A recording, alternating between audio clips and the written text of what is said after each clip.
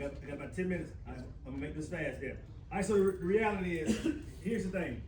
I wanna make sure I communicate this as best as I possibly can. We do not have a magic wand at teaching.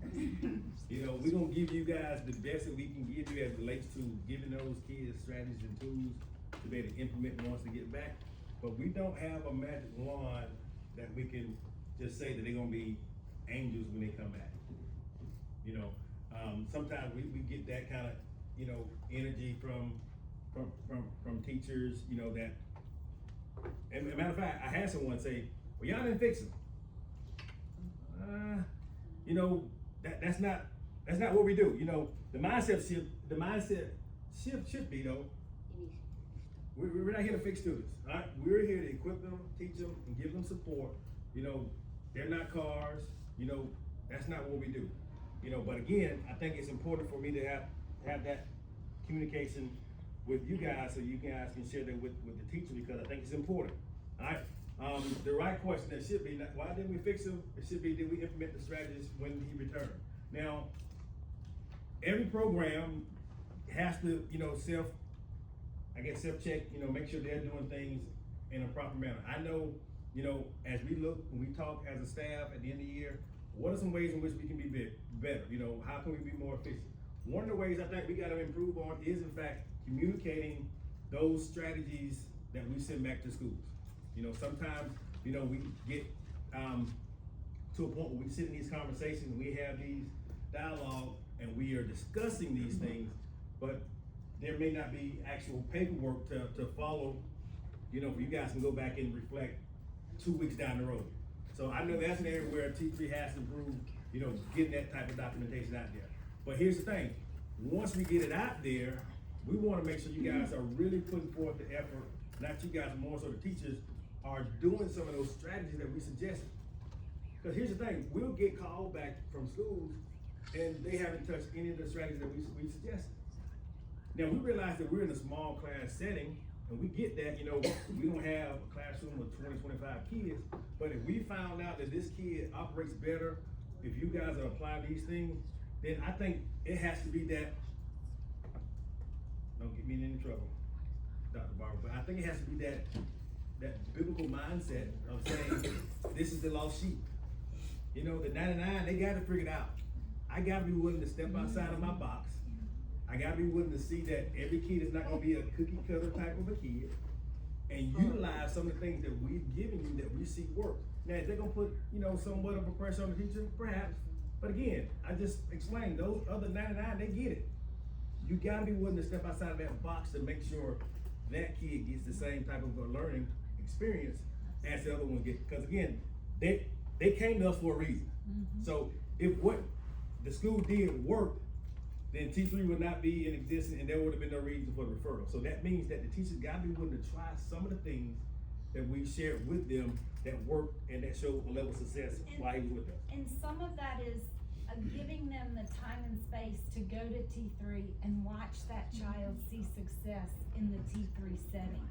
That's a real mindset shift and a real win for the kid and an opportunity for the teacher to see, oh, it did work for him. It is worth giving it a shot in my classroom. And Frank was big on this. You know, when I got hired, I've been with the program, again, we've been in existence 15 years. I've been with T3 for 13. And Frank's biggest thing was, I just want that kid to want to come to school the next day. We care very little about academics. We care very little about, you know, he threw a chair. You know, we just want that kid to know that he's loved, that he's wanted, and we want to see him back. So every day we make sure we go out of our way to, when we see that kid the next day, we don't hold grudges of what happened. You know, I mean, again, I'm gonna say this, and it may rub me the wrong way, I hope it don't, but there are times in which, you know, I think we as adults, we hold on to things. We hold on to things that sometimes tend to come out on those kids because of what they did 6 weeks ago. Man, here's the thing, kids, you're not gonna have a whole classroom full of A's and B on roll kids, you know, but a kid knows when an adult like them or when they don't like them. A kid knows that. And we gotta be making sure that we're not putting those kids in those uncomfortable situations where when I come back, man, I ain't got a chance because they don't think I can do it anyway. You know, so I think we gotta make sure we're giving them the flexibility of coming back and showing them that we want them back, all right? When students return, we'll have, like I said, clear expectations, coping strategies. We've been working on self-awareness and a support plan. Now, those are things that when we send those kids back, we expect for them to be able to have. Now, what school must do when we send the kids back, maintain a level of consistency, continue to support systems, build those relationships. Right?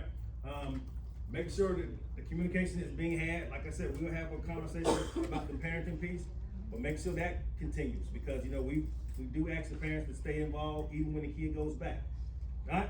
Now, the first few days, when we come back for our transition, I'm almost done. We ask for the schools to treat that student as if they just moved in. That goes back to what I just said. We can't hold grudges, teachers can't hold grudges, you know, of what that child did before they got sent to us. Give them an opportunity to come back and learn and rebuild that rapport with that child. I think that's very key because they need to know that you want them there. Again, they need to know that you want them there, and we know schedules are tight, we know schedules are very busy, but if you guys can come over and just see them while they're here with us, that'll be good too. But they need to know that that's their home student, right? Make sure that you use this time as a way of the teachers use the time as a way of reviewing the expectations, all right? So, you know, I don't think you can never review enough of expectations. You know, if a kid coming back to the program, as I said, treat them as if they're your new student. So if you got a new student, they're gonna have to reteach those expectations, right? So treat that as an opportunity to do those things. And the T3 staff, we're usually gonna be there for 3 days. We usually start in the mornings and do about a half a day. That second day, we'll probably come midday to the afternoon. And then that third day, we'll usually try to spot check throughout the course of the day, how they're doing, all right? And like I said before, it gotta be a team effort. So, you know, we gotta work with you guys. Schools gotta be willing to work with the student and the family, but in order to maintain success, we all gotta take part. I mean, it gotta be a collaborative effort. And like I said before, we wanna make sure that we're giving that child every opportunity to be successful, but it's gotta be one of those things, we're operating on a clean slate when that child returns. And, you know, T3 is another word, it's just, it's not the end of the work, right? You wanna get that kid to a point where he's starting fresh, he's starting new, alright? So, you know, in the matter of what we try to do, we try to make sure that kid understands that our goal is to get him back to his home school and to make sure that he can continue, you know, the progression that he's had with us. So, I'm done. Did I make it? You made it. 30 seconds. Okay. And I here's made You it. can tell us a story. We are so fortunate in our district to have a T3, to have a place that children can learn those coping strategies before it becomes a police infraction, before it becomes a middle school problem. We are so fortunate to have T3 in a district that believes in therapeutic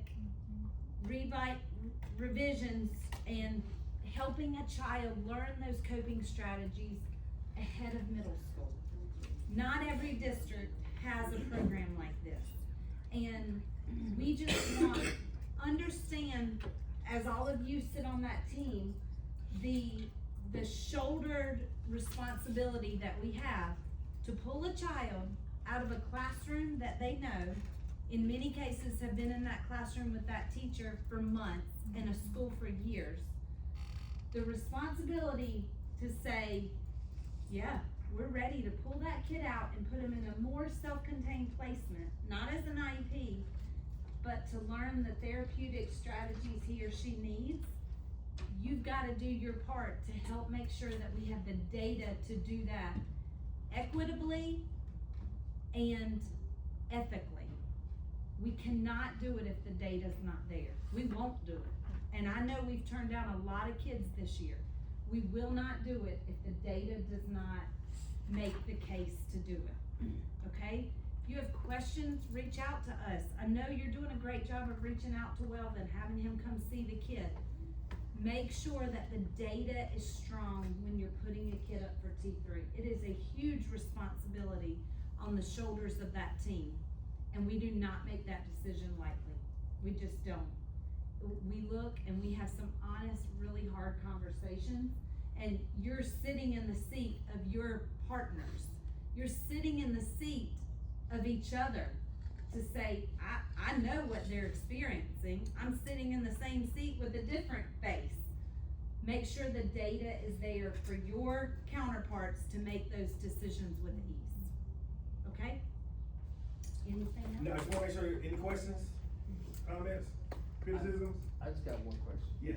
I thought we had questions all day, but, just, and this is definitely above my pay rate, but just a thought, you talking about transition wise? Yeah.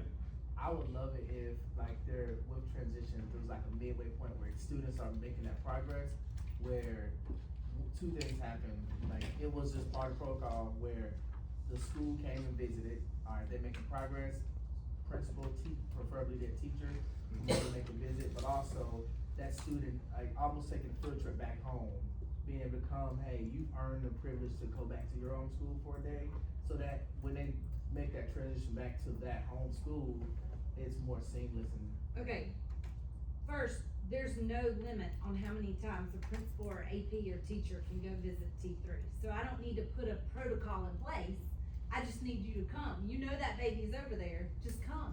When you have an hour in your schedule, say, I'm gonna go see Tiffany. I just wanna give her a hug and let her know I'm thinking about her. Right. Send her something. There's been schools that have sent things to the children. There doesn't need to be a protocol, we just need you to do it. Transportation is the big one on that. That's the hard piece for parents. It's not a terrible idea, it's just transportation can become a burden. Cause years ago, Yeah. when we first started the program, It was a good- it was a Monday through Thursday program. Yeah. And we used that Friday as a way of transitioning kids. Mhm. We went out and did observations of, We're here now. yeah, I remember you here, we Yeah. did observation of new kids that were potential Yeah. candidates, and we met with parents on those Fridays. So, you know, that was a unique piece that we had, as it relates to getting out there, and we had what they call it, we used to call it, Test of Water Friday.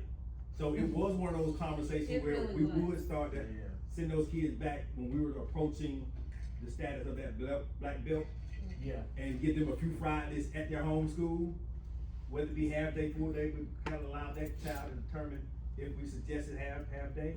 But that was a piece that we did in fact have, but when we went and moved to a 5-day school, we kind of lost that as a. Yeah, as a real protocol piece, Yeah, practice.